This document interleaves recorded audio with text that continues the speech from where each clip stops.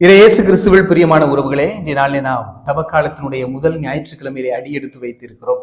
சோதனை அதுதான் நம்முடைய சாதனை என்ற ஒரு தலைப்பினுடைய பின்னணியிலே நாம் சிந்திக்க இருக்கிறோம். ஆண்டவர் இயேசு கிறிஸ்து சோதனைக்கு உட்பட்டார் என்பதைத்தான் இன்றைய நற்செய்தி வாசகம் நமக்கு சுட்டி காட்டுகிறது. நன்கு கவனியுங்கள்.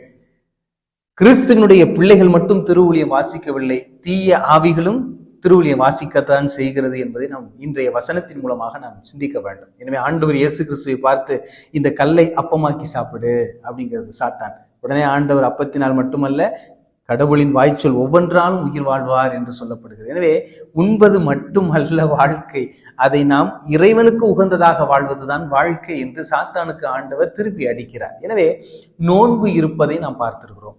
பல நேரங்களில் உண்ணாமல் இருக்கக்கூடிய நோன்பு என்னவென்றால், அதான் திருவள்ளுவர் அழகா சொல்லுவார், மருந்தன வேண்டாவாம் யாக்கை கருந்தியதற்றது போற்றி உண்ணின்னு சொல்லுவார். அது காரணம் என்னன்னா, நேற்று உண்டது செரிக்குது அப்படின்னா, செரிச்சிருச்சு அப்படின்னா அடுத்த நேரம் உணவு உண்ணு, பசித்தால் சாப்பிடு, பசிக்காம நேரத்திற்கு சாப்பிடக்கூடிய மனிதர்களாக இருக்காத அப்படிங்கிறது தான் அவர் சொல்லக்கூடிய. எனவே நோன்பு என்பதை நாம் பார்க்க வேண்டும். நம்ம சாப்பிட்டுக்கிட்டே இருக்கிறோம் அப்படின்னா நம்ம உடம்புல இருக்கக்கூடிய கேன்சர் செல்லு அது சாகாது, உயிரோட இன்னும் கொஞ்சம் உருவாகிக்கிட்டே இருக்கும்.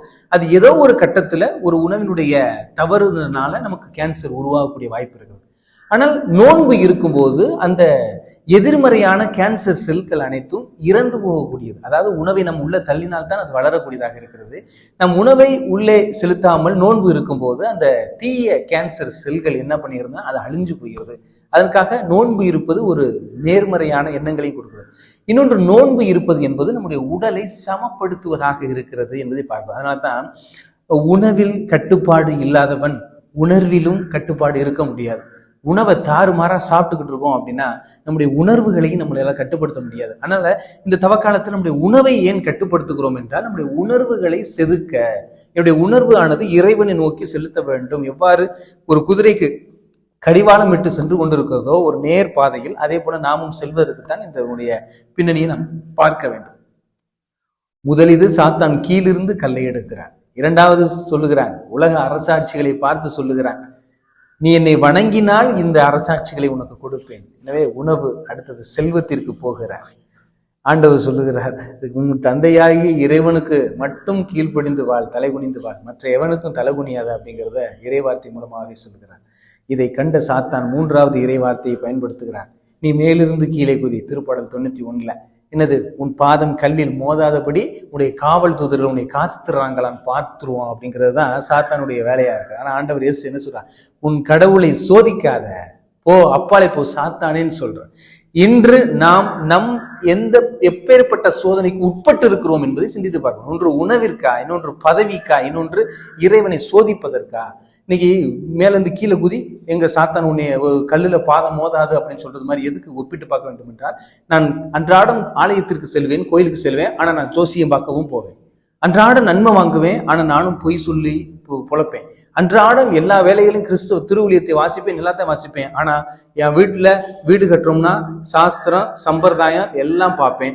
எல்லா பிற தெய்வங்களை நான் போய் வழிபட்டு வருவேன். பிற தெய்வங்கள் கொடுக்கக்கூடிய தாயத்துக்களை நான் வந்திருப்பேன். ஆனா நான் நாக்க நீட்டி நன்மை வாங்குவேன், நான் ஜோசியம் பார்ப்பேன், எல்லாம் பார்ப்பேன் அப்படின்னு சொன்னா, இதுதான் இந்த கடைசியில நீ கீழே விழு, உன் பாதம் கல்லில் மோதாது அப்படி தாங்குறாங்களா இல்லையான்னு பார்ப்போம்.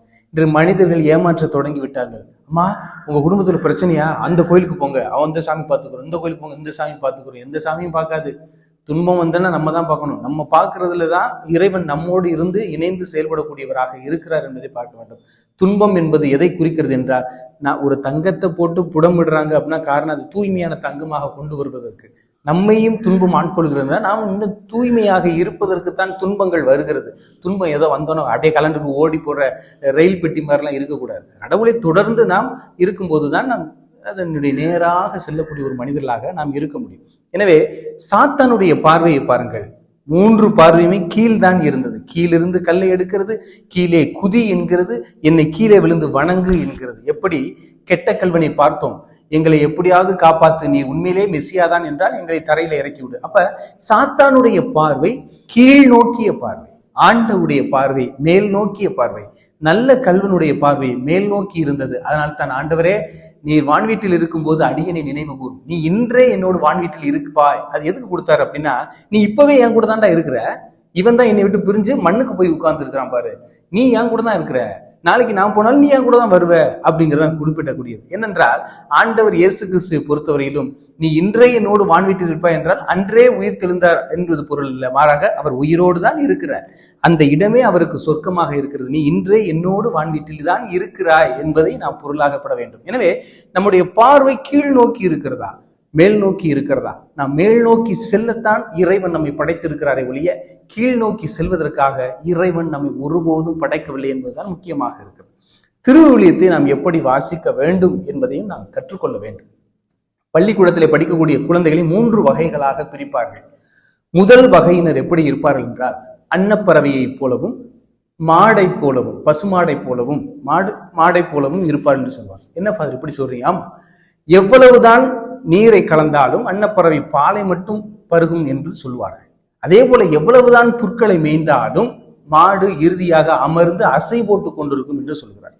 நாமும் இந்த திருவிலியத்திலே சாத்தானை போல இன்னைக்கு பயன்படுத்துறது பார்த்தீங்களா, தீய முறையில அப்படி பயன்படுத்தக்கூடாது, தூய முறையில் பயன்படுத்த வேண்டும் என்பதை சுட்டி காட்டுகிறது. அதே போல நாம் திருவிலிய வசனங்களை உள்ளே கொண்டு சென்ற பிறகு அதை மாடை போல அசை போட்டு கொண்டே இருக்க வேண்டும் என்பதுதான் நான் சொல்றேன். இதுதான் முதல் வகை மனிதர்களாக, ஒரு புனிதர்களாக வாழக்கூடிய மனிதர்களை அதை சுட்டி காட்டுகிறது.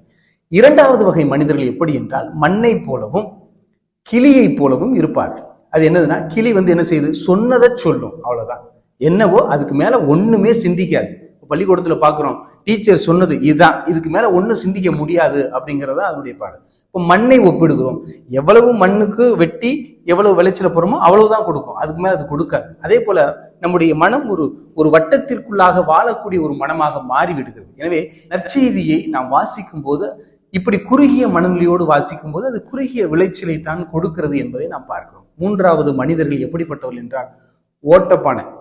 எவ்வளவுதான் தண்ணி ஊத்துனாலும் அந்த பானையில நிரம்பாது. 2 வகையான பானை இருக்கு. ஒண்ணு, தண்ணி பிடிக்கும்போது பானையை கவுத்து வச்சுட்டு தண்ணியை திறந்து விட்டோம்னா தண்ணி பானைக்குள்ள போகாது. 2வது, பானையை நிமித்து வச்சுட்டு உள்ள ஓட்டையை போட்டு விட்டோம்னா தண்ணி உள்ள போகாது. இப்படிப்பட்ட மனிதர்கள் தான் அதிகம் இருக்கிறார்கள்.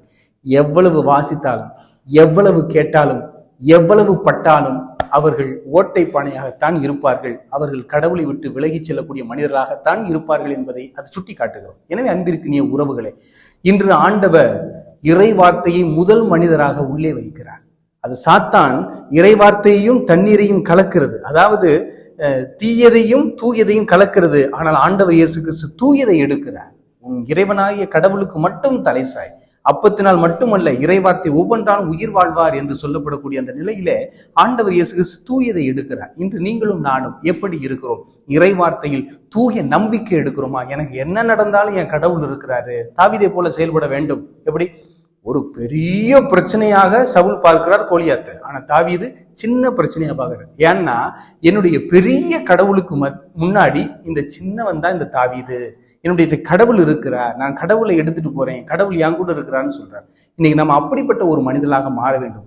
இரண்டாவது வகையான மனிதர்கள், தாம் பிடிச்ச முயலுக்கு 3 கால், இவ்வளவுதான், இதுதான் திருவிழியம், இதுக்கு மேல ஒண்ணு சிந்திக்க கூடாது, இதைத்தான் கடவுள் சொல்றார் என்று குறுகிய வட்டத்திற்குள்ளேயே அமர்ந்து விடக்கூடிய மனிதர்கள். மூன்றாவது மனிதர்கள் ஓட்டப்பானை.